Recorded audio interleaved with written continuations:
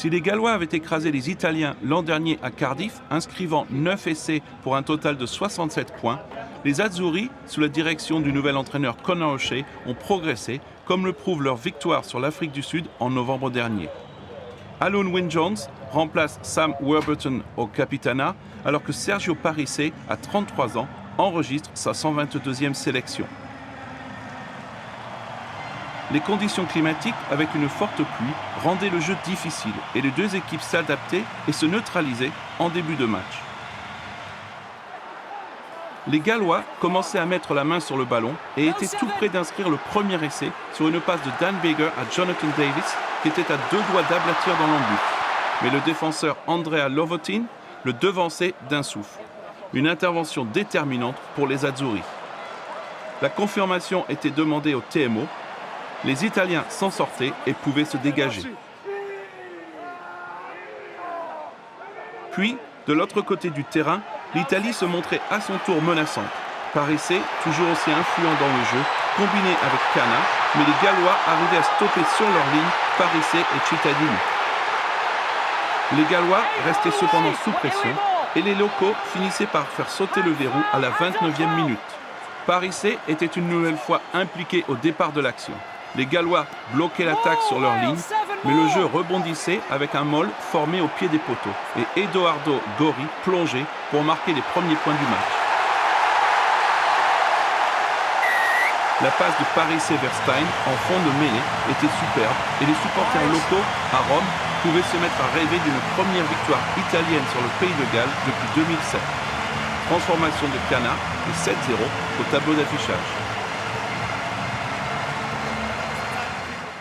Les Gallois, qui restent sur 10 succès consécutifs face à l'Italie, devaient maintenant se ressaisir. Et les hommes de Rob Hurley allaient enfin débloquer leur compteur après une pénalité infligée aux Italiens pour ne pas s'être sortis du plaquage. Lee Halfpenny, arborant une entaille à la pommette, trouvait la cible 7-3. Et c'est sur ce score que les deux équipes regagnaient les vestiaires à la pause.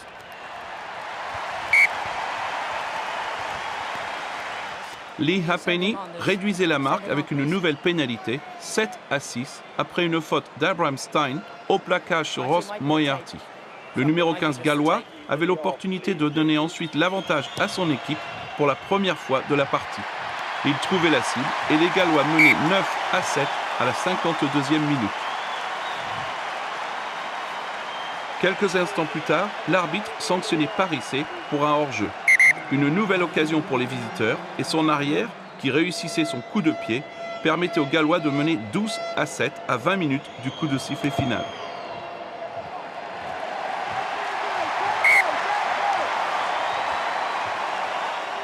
L'Italie était maintenant en difficulté dans ce match, elle qui reste sur 7 défaites consécutives dans le tournoi. Et la situation s'aggravait avec le carton jaune infligé à Andrea Lovotti en mêlée. Une série de fautes en mêlée ayant eu raison de la patience de l'arbitre JP Doyle. 10 minutes sur le banc pour le pilier italien.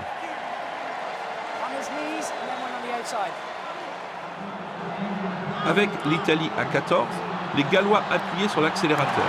Et sur une superbe action, Scott Williams passait au centre Jonathan Davis qui franchissait pour inscrire le premier essai gallois du match. Superbe réalisation galloise qui permettait de prendre le large au score. Davis en excellente forme depuis son retour au pays après avoir évolué à Clermont. Cet essai assommait les locaux et Halfpenny enfonçait le clou en passant la transformation 19-7. Les visiteurs pouvaient maintenant dérouler leur jeu et inscrivaient un nouvel essai à la 67e minute. Avec encore une belle contribution de Scott Williams et Davis qui lançaient Liam Williams dans l'embut, anéantissant par là même les derniers espoirs italiens de revenir dans le match. Un essai estampillé Scarlett est le 6e essai international de Williams qui jouera la saison prochaine aux Saracens. Transformation de Halfpenny, 26-7. À 2 minutes du coup de sifflet final, les Gallois effectuaient un nouveau mouvement d'ampleur. Alors que l'Italie attaquait sur Davis, celui-ci s'en sortait avant de passer à George North. L'ailier de Northampton démarrait de son propre plan. Il avait réalisé un hat-trick lors de la dernière confrontation à Rome et il battait Luke McLean à l'intérieur pour aller inscrire un superbe essai en solitaire. Son 5e essai consécutif en match destination. Et le Pays de Galles était maintenant à un essai du bonus offensif alors qu'il restait un petit peu de temps à jouer. Nouvelle transformation de Lee Halfpenny, 33-7. Et les Gallois étaient à 2 doigts d'empocher le bonus offensif sur la dernière action du match.